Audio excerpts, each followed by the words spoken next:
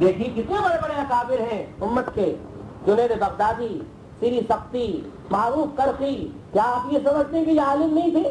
یہ سب کے سب اصطلاحی عالم تھے، اور ذات باری تعالیٰ نے ان کا فیضان کتنا عام کیا ہے، اللہ سے جوڑنے والے بن گئے. لیکن اگر آپ ان کے اساتذہ کے حالات دیکھیں تو عجیب عجیب قسم کے لوگوں سے ان کا واسطہ پڑا، جہاں سے انہوں نے فیضان علم و ادب حاصل کیا. اب میں برکت کے لیے چند بزرگوں کے واقعات سناتا ہوں، جس سے آپ کو بچوں کی تربیت میں مدد ملے گی. اللہ کے لیے ان کے استادوں کا صحیح انتخاب کیجیے. صرف مدرسے کے نام پر نہ جائیے، بلکہ شخصیات ایسی تلاش کیجیے جو ذات باری تعالیٰ کے تعلق کے اندر غرق ہو. اور آپ کی بڑی ذمہ داری ہے کہ والدین ان کو کسی نیک معاشرے کے ساتھ جوڑ کر جائیں. دیکھیے سب سے بہترین صدقہ جاریہ نیک اولاد. حدیث شریف میں آتا ہے جب انسان مر جاتا ہے اس کے سب کام ختم ہو جاتے ہیں سوائے 3 کاموں کے. ان 3 کاموں میں صدقہ جاریہ، مسجد یا مدرسہ یا مسافر خانہ بنوایا. نمبر 2 علم دین جو حاصل کیا اور اس کی اشاعت کی. نمبر 3 صالح اولاد، اللہ تعالیٰ نصیب فرمائے. اولاد کو فتنہ نہ بننے دے. یا اللہ اولاد کے فتنہ بننے سے ہم آپ کی پناہ چاہتے ہیں. اولاد عطا فرمائے تو صالح اولاد عطا فرمائے، صالح اولاد عطا فرمائے. نیک اولاد جو ماں باپ کے مرنے کے بعد ان کے لیے دعائیں مغفرت کرتی رہے، مثال ثواب کرتی رہے، یہ بڑی چیز ہے. امام بخاری رحمۃ اللہ علیہ کا واقعہ سنیے. یہ حدیث شریف کے مشہور محدث ہیں. جب انہوں نے علم دین حاصل کرنے کے لیے سفر کا ارادہ کیا تو ان کی والدہ اور بہن نے خرچ کی ذمہ داری دی، اور ایک بہت بڑے عالم قاضی زادہ رومی گزرے ہیں. جب انہوں نے علم دین حاصل کرنے کے لیے سفر کا ارادہ کیا تو ان کی بہن نے اپنا زیور بیچ کر نقدی ان کے سامان میں رکھ.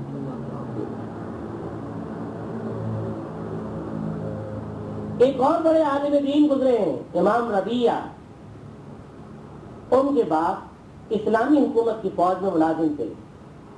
اس زمانے میں مسلمانوں کی فوجیں اسلام کو سربلند کرنے کے لیے کافروں سے لڑا کرتی تھی. امام ربیہ کے باپ بادشاہی حکم سے بہت سی لڑائیوں پر بھیج دیے گئے. اس وقت امام ربیہ ماں کے پیٹ میں تھے.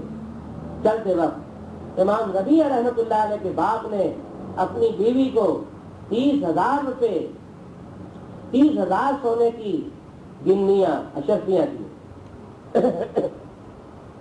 اور کہا یہ تمہارے خرچ کے لیے ہے. خدا کا کرنا ایسا ہوا کہ اسلامی حکومت کے کاموں میں ان کو تقریباً واپسی میں 27 سال لگ گئے.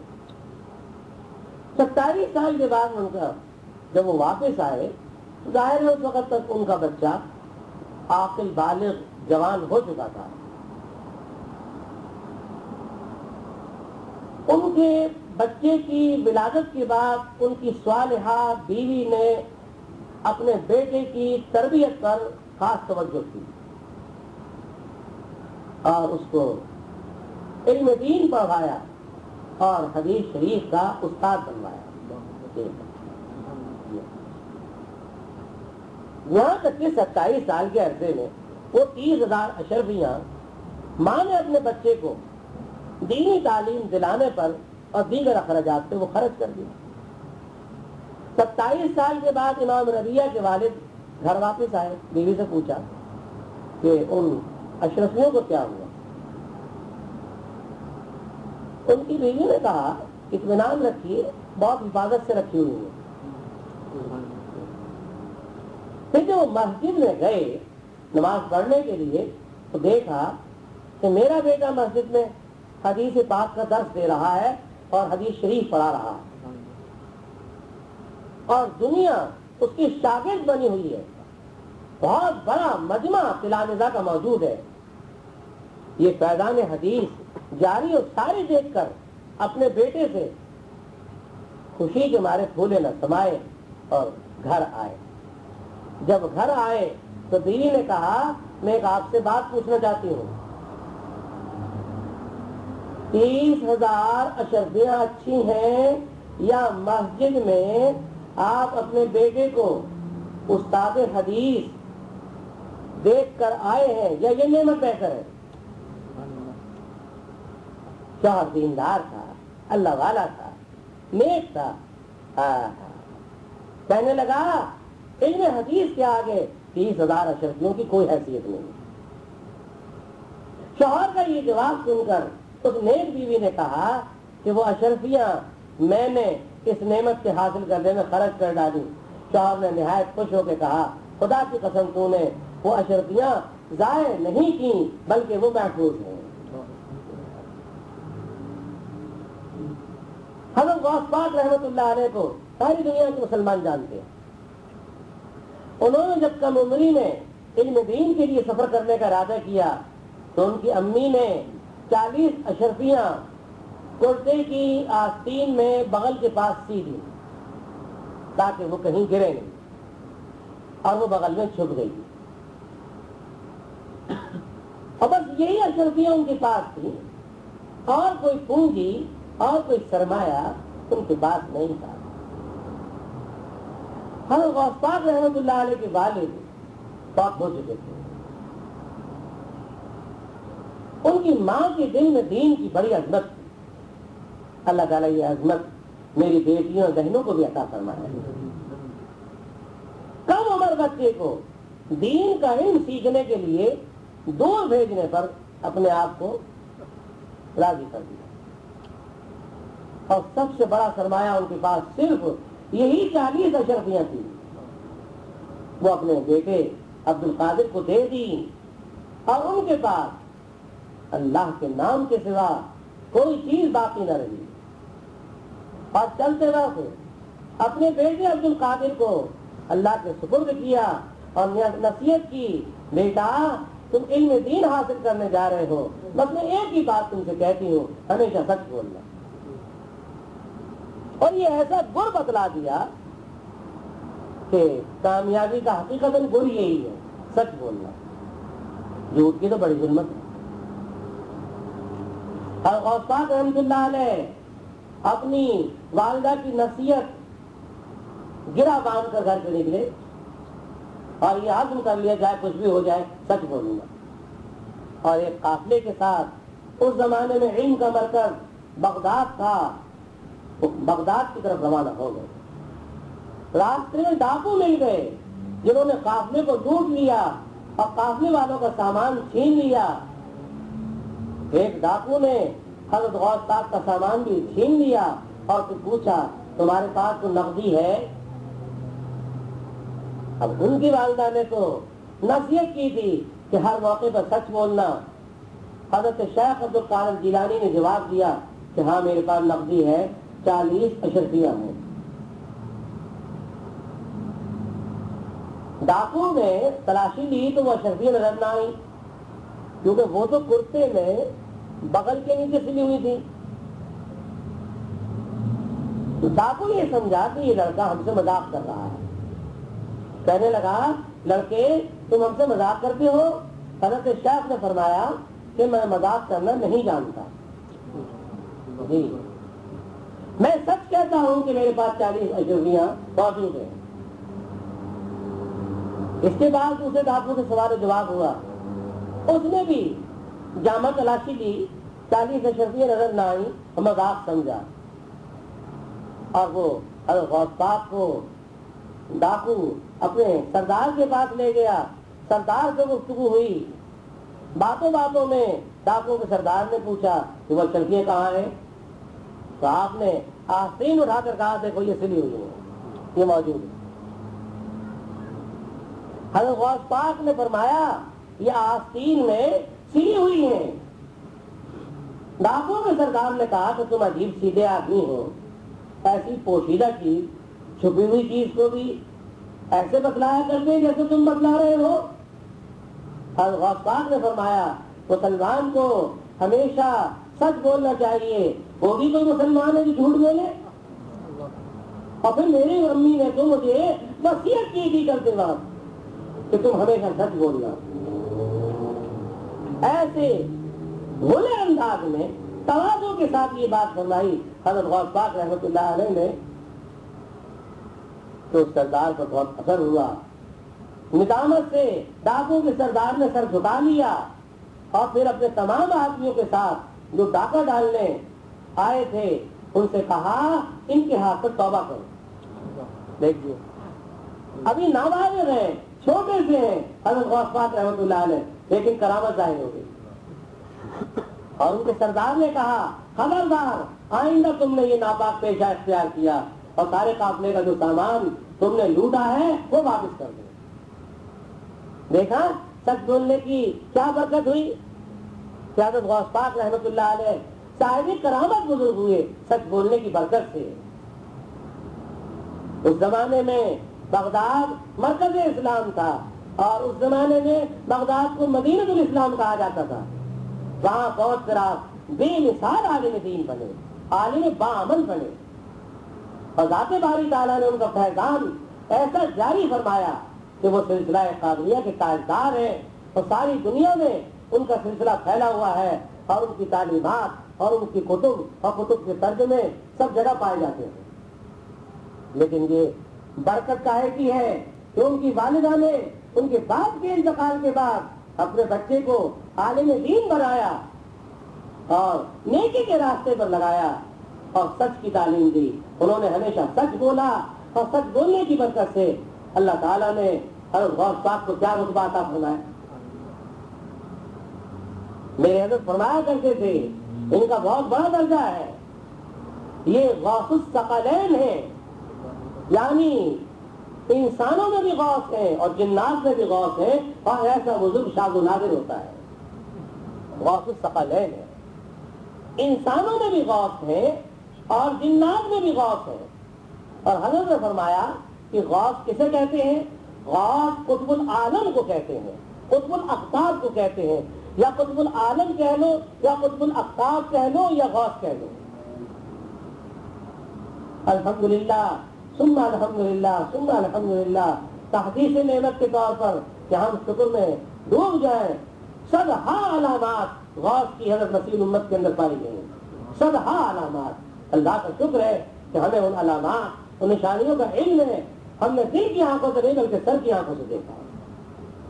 اظہر من الشمس.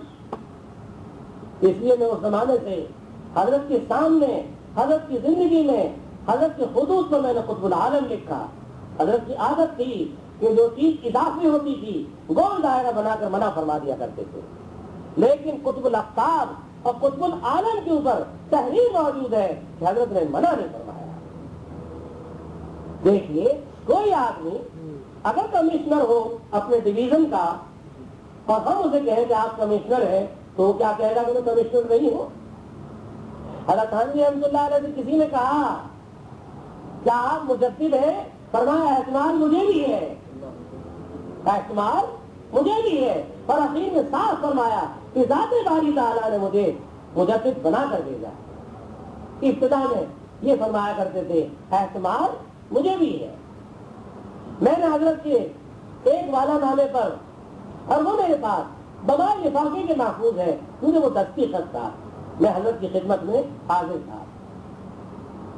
سوچ سوچ کر جتنے بھی مقاماتی القاب ہو سکتے تھے میں نے سب لکھے تاکہ حضرت جس کو رکھنا چاہے اسے رکھیں, جسے نہ رکھنا چاہے تو مجھے بھی اطلاع ہو جائے کہ کون کون سا لقب حضرت نے نہیں رکھا. اس میں حضرت نے مسیح امت کو برقرار رکھا اور قطب الاقطاب اور قطب العالم کو برقرار رکھا. باقی اور چیزیں جو تھیں ان پر گول دائرہ بنا دیا, کاٹا نہیں کرتے تھے, گول دائرہ کھینچ دیتے تھے. فرمایا کہ بس جو میں نے چھوڑا ہے وہ ٹھیک ہے. جی اس میں بعد میں اشارہ فرمایا کہ ذات باری تعالیٰ نے مجھے کیا بنایا ہے اور میں کیا ہوں. میرے پاس تو پہلے وہ موجود ہے.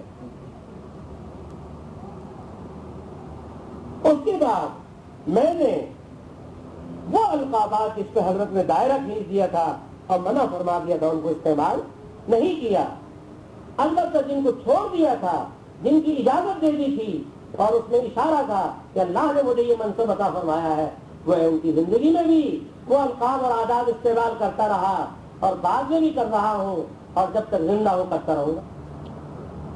ذات باری تعالیٰ نے حضرت کو بہت اونچے مقامات باطنہ سے نوازا تھا، جس طرح وہ ارشادی بزرگ تھے، حضوری بزرگ تھے، اس طریقے سے وہ تکوینی بزرگ بھی تھے۔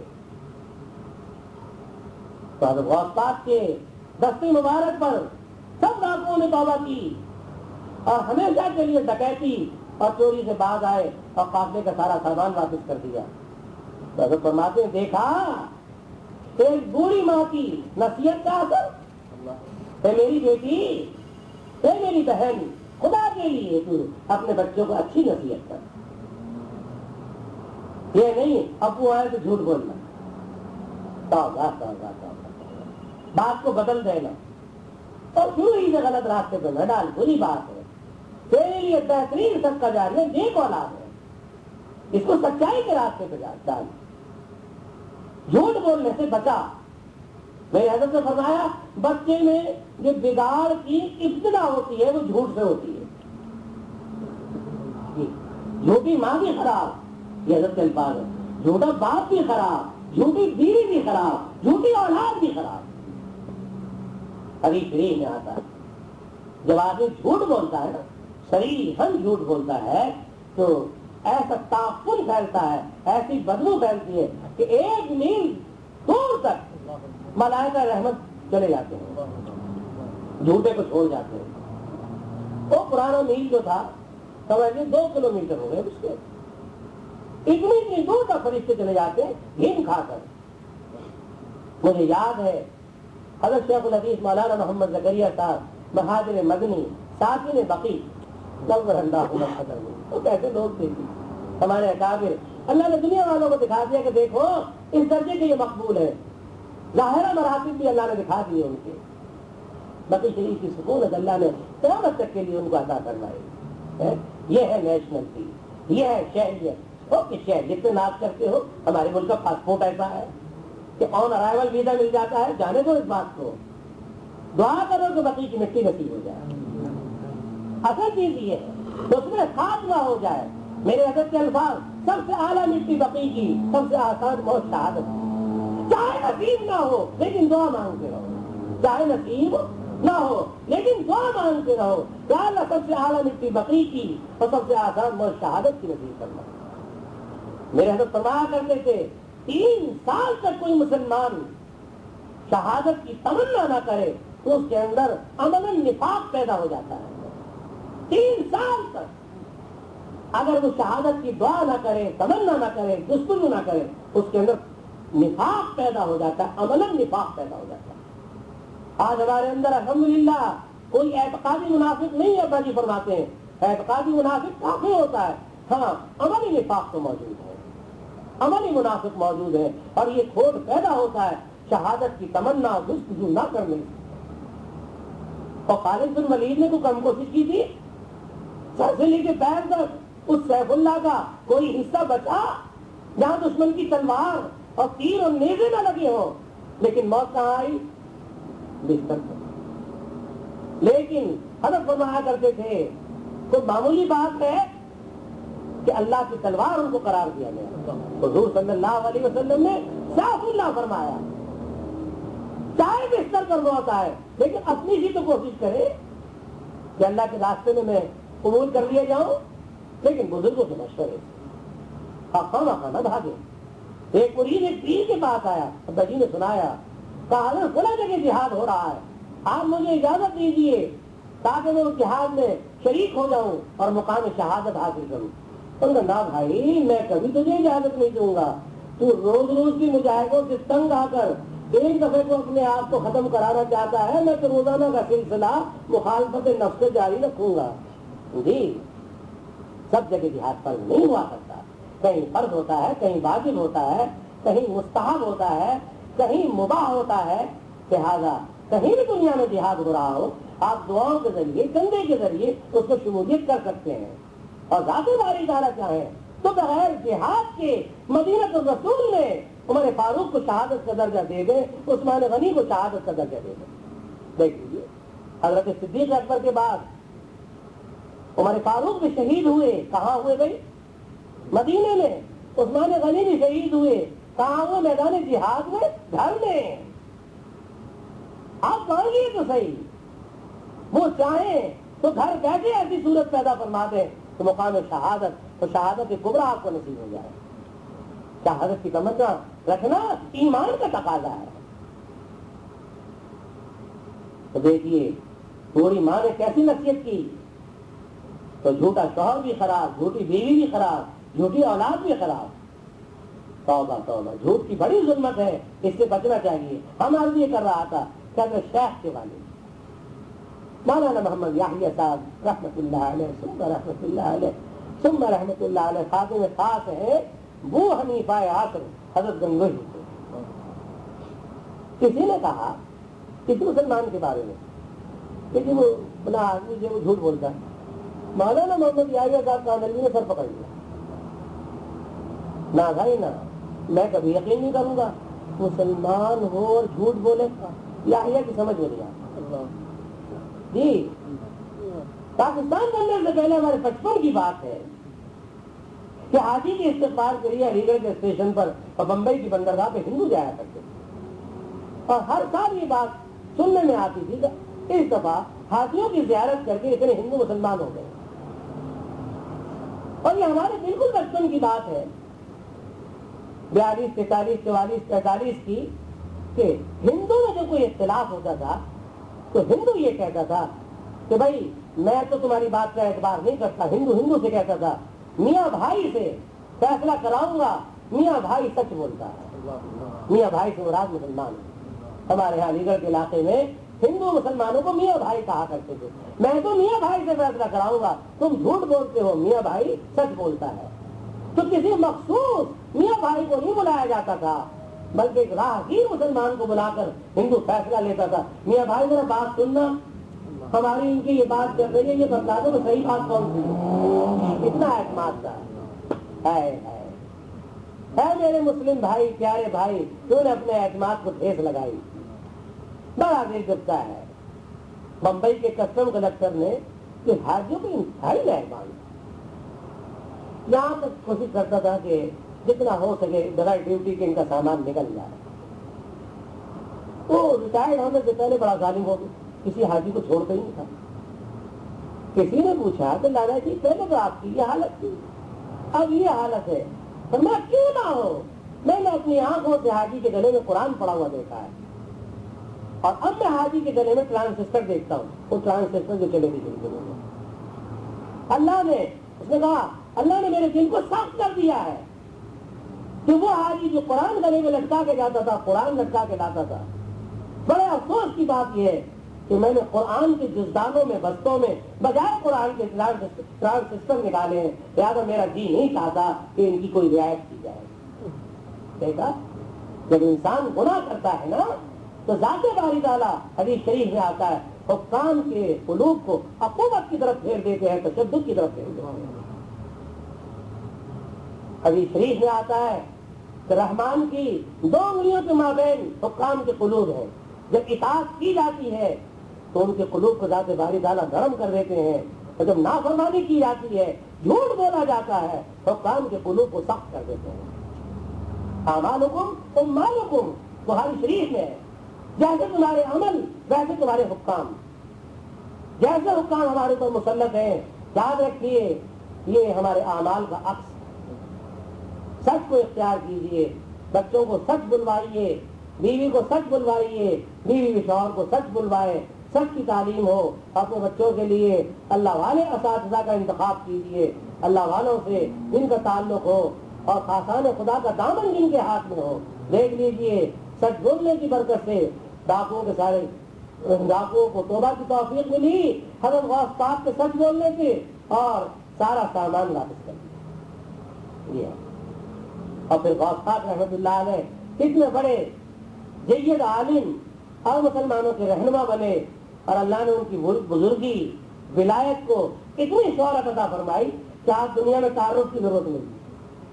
ہم ایسے رسمی طور پہ کہا کرتے جلسوں میں کہ جناب کی وہ شخصیت ہے جو محتاج تعارف نہیں، یہ ایک رسمی بات ہے۔ دیکھیے یہ حضرات ہیں جو محتاج تعارف نہیں۔ امت مسلمہ کا بچہ بچہ جانتا ہے کہ غوث پاک کون ہے اور کہاں ہے۔ ماشاءاللہ خوب علم حاصل کیا اور اپنے علم کو خوب پھیلایا، بغداد کی گلی کوچوں میں بات کیا رد بدعات پر اور رد رسومات پر، اور خوب مخالفت ہوئی، اور جتنی مخالفت ہوئی اتنی ہی مقبولیت بنی۔ اس وقت کیا حالات دیکھیں، حضرت تھانوی رحمۃ اللہ علیہ کا بیشتی زیور دلی، کلکتہ، بمبئی، مدراس کی سڑکوں میں جلایا گیا۔ حضرت کا الحمدللہ امام غزالی کی سنت زندہ ہو گئی، ان کی احیاء العلوم کو بغداد کی سڑکوں میں جلایا گیا۔ اب میرا دل یہ کہتا ہے کہ بیشتی زیور رہتی دنیا تک دنیا میں رہے گا۔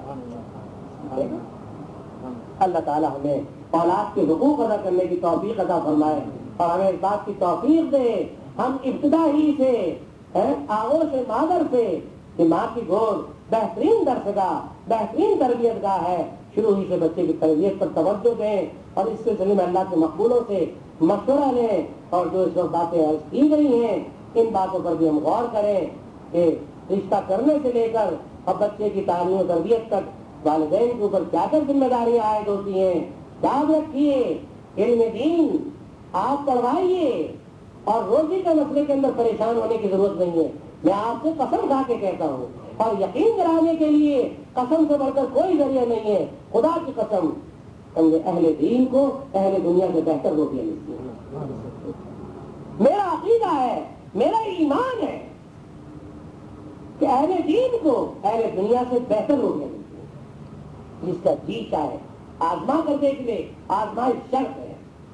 اس دور میں بھی جو گیا گزرا زمانہ ہے اور جو ہم نے برائے نام دین کو اختیار کیا ہوا ہے، دین کی نسبت سے الحمدللہ دنیا داروں سے بہتر روٹی کھا رہے ہیں۔ اللہ کا شکر ہے، اللہم لک الحمد و لک الشکر۔ میری بچیوں بیٹیوں اطمینان کے ساتھ اب تم مفتی سراج احمد عیسائی سے میری اس وقت کی گزارشوں کا ترجمہ اپنی زبان میں سن لو۔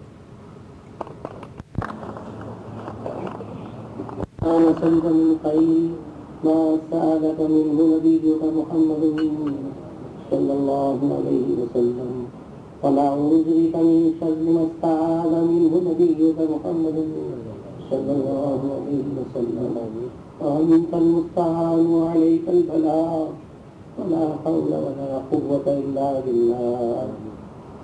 یا اللہ ان بچوں کے لیے نیک رشتہ عطا فرما، یا اللہ بچوں کے لیے نیک بچیاں عطا فرما، یا اللہ نیک اولاد عطا فرما، یا اللہ ہمارے بچوں کی تربیت ایسی ہو جس میں ان کا ایمان دین سب محفوظ رہے۔ یا اللہ مہربانی کرنا ہمارے بچوں کو دیندار بنا دیجیے، عالم صالح بنا دیجیے، قرآن مجید کا حافظ بنا دیجیے۔ یا اللہ ہمارے بچوں کی تربیت کے لیے، تعلیم کے لیے اللہ والے استاد عطا فرما دیجیے۔ یا اللہ معاشرہ اور ماحول کی ظلمتوں سے ہمارے بچوں کو بچا لیجیے۔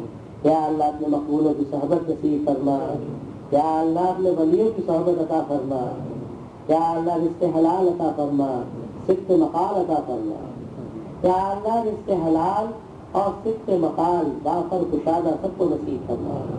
یا اللہ سچ بولنا، یا اللہ سب کے ذریعے کامیابی ہم سب کو عطا فرما، غائب سے مدد کرنا، ہمارے مظاہر کو فضائل سے بدل دیجیے، ہماری اصلاح درستی فرما دیجیے۔